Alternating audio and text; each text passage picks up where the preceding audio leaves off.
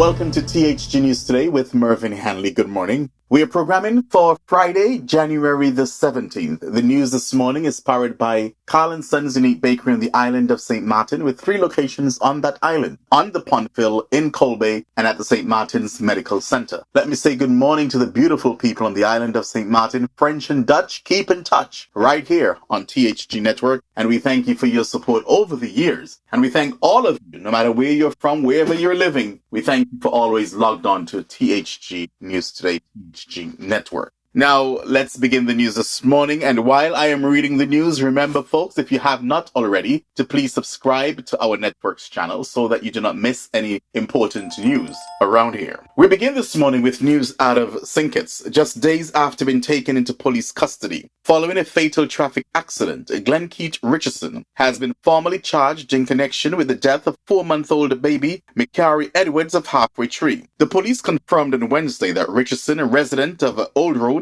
now faces 3 charges: causing death by dangerous driving, injuring a person by wanton driving, and also injuring a person by wanton driving. According to investigators, Richardson's reckless driving was responsible for the head-on collision that tragically took the life of the infant and left 2 other individuals injured. This devastating incident has sparked renewed concerns over road safety, especially in the wake of another recent tragedy where 5 people lost their lives in a separate crash. In response to these alarming events, law enforcement officials and government representatives are urging drivers to exercise greater caution on the roads. They are advocating for reduced speeds, the consistent use of seatbelts, and the proper installation of child seats to protect young passengers. As the community mourns yet another tragic loss, authorities are emphasizing the importance of responsible driving to prevent further casualties on the nation's roads.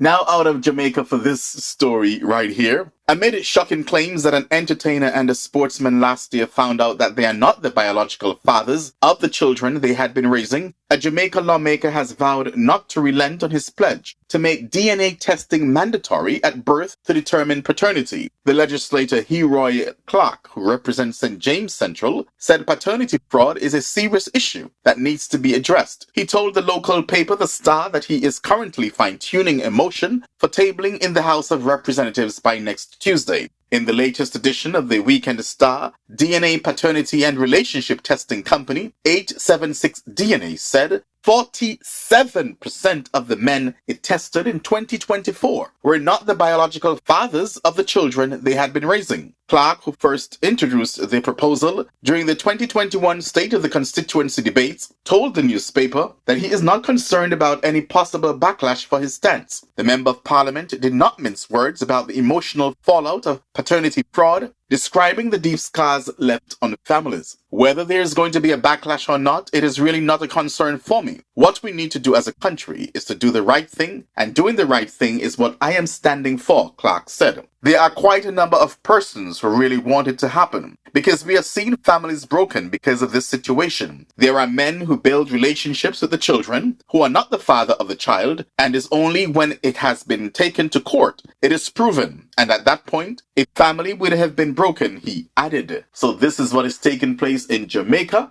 And I am sure other countries, I know that there are discussions in other countries where paternity testing at birth is a hot topic, has been a hot topic. So we will see what happens in Jamaica and in other countries. And then, wow.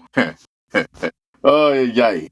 Now, finally, in our news this morning out of Antigua and Barbuda, the Prime Minister Gaston Browne has hinted at the possibility of calling a snap election if the opposition United Progressive Party continues to face internal turmoil. His comments came during an interview with state media at the swearing-in ceremony of Minister Rodden Turner. Browne stated, "I would be more inclined to call a general election if the UPP doesn't get its act together." His remarks follow recent high-profile departures within the UPP, who have highlighted internal struggles in the opposition party. The Antigua and Barbuda Labour Party recently strengthened its position by winning the St. Peter constituency in a by-election. This followed the passing of former independent Member of Parliament Asset Michael, who had previously won the seat after leaving the Antigua and Barbuda Labour Party. While the next general election is constitutionally due in 2028, the Prime Minister has the authority to call elections earlier if he deems it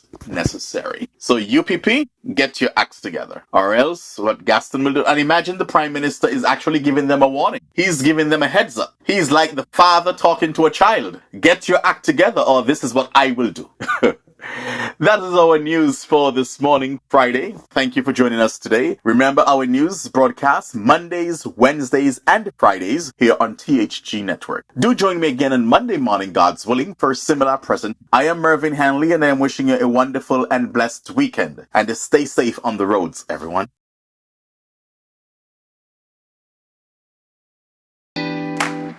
Sons have been serving the people of St. Martin for over 40 years, and the food and service get better and better.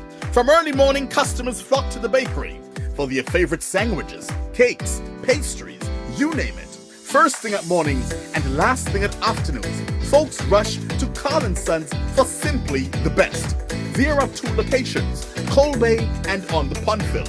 In Colbay, the opening hours are Monday to Friday from 6 a.m. to 6 p.m. On Saturdays, 6 a.m. to 5 p.m. And on Sundays, 6:30 a.m. to 10:30 a.m. and 2 p.m. to 5 p.m. Opening hours on the Pondville, Monday to Friday, 6:30 a.m. to 6 p.m. Saturday and Sunday, 6:30 a.m. to 1 p.m. We also cater for weddings, parties, special events, whatever the occasion. It's Sons. Our staff, we are always happy to serve you. Call us today, the Colbay location, 721-544-2462. That's 721-544-2462. Or in Phillipsburg, 721-543-1059. That's 721-543-1059. It's Sons Bakery. We are here to serve you.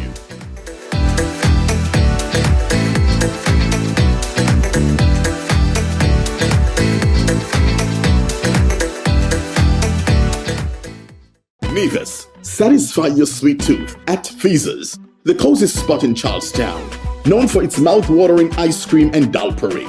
We are open Monday to Saturday, 8 a.m. to 5 p.m. Come in and sample our patties, sandwiches, air-fried wings with fries, hot dogs, rotis, and now our famous smoothies, in all flavors of course. And don't forget to try the famous bus-up shut and saltfish. It's Feaser's, located at the entrance to the Cotton Ginnery Mall in Charlestown, Nevis. They're also available by phone, so place your order by calling 1-869-665-2458. Don't ask about the rest, just try the best.